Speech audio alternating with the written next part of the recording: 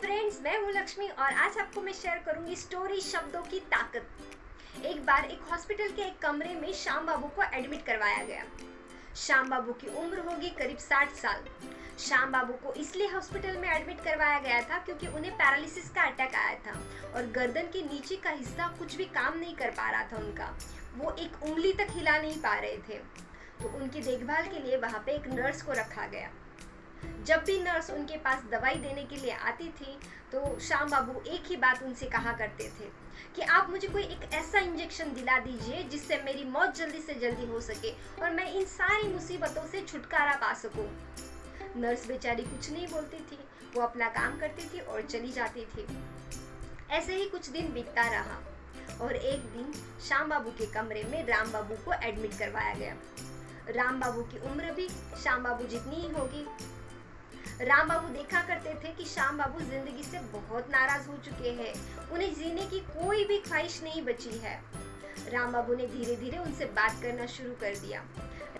राम बाबू का बेड खिड़की के नजदीक था और वो अच्छे से चल फिर सकते थे, तो उन्होंने खिड़की के बाहर जो भी हलचल होती थी उसके बारे में श्याम बाबू को बताना शुरू कर दिया कि किस तरह से बहुत बढ़िया पार्क है नीचे खिड़की के बाहर। पार्क में बहुत अच्छे पेड़ पौधे हैं और रंग बिरंगी फूल है। पार्क में शाम को बहुत बच्चे खेलने आते हैं और वो किस तरह से खेलते हैं। कोई बच्चे झूले झूलते हैं, कोई बच्चे लुका छुपी खेलते हैं और कोई गुब्बारे खेलते हैं। रंग बिरंगे गुब्बारे कैसे आसमान में बहुत अच्छे से उड़ते हैं, कितना बेहतरीन लगता है सारा आसमान। ऐसी सारी बेहतरीन बातें वो बताया करते थे। धीरे धीरे श्याम बाबू के मन में भी जीने की उमंग जगने लगी।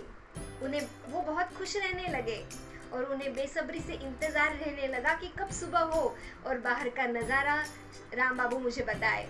ऐसे ही उनके दिन बहुत अच्छे बीत रहे थे और एक दिन श्याम बाबू ने देखा कि राम बाबू अपने बेड पर नहीं है। तो जब नर्स आए तो श्याम बाबू ने पूछा कि राम बाबू को क्या डिस्चार्ज मिल गया है।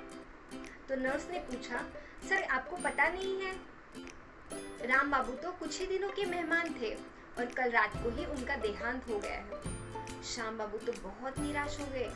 वही तो एक उनके ऐसे दोस्त थे जिन्होंने बाहर की दुनिया से उनको जोड़ के रखा था। धीरे धीरे उनके जो जीने की जो चाह उनमें जगी थी वो कम होने लगी। बहुत निराश रहने लगे वो। एक दिन उनके मन में ख्याल आया कि क्यों न मरने से पहले मैं वो खिड़की के बाहर का नजारा देखूं। कितना बेहतरीन नजारा है वो,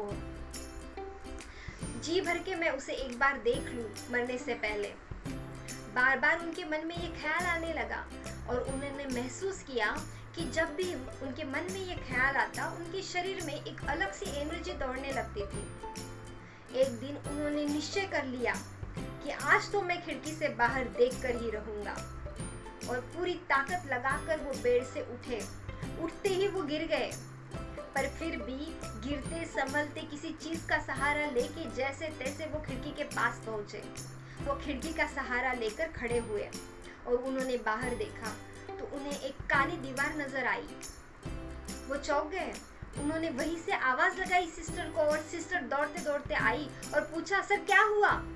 तो उन्होंने कहा, आप लोगों ने ये काली दीवार क्यों बना के रखी यहाँ पर।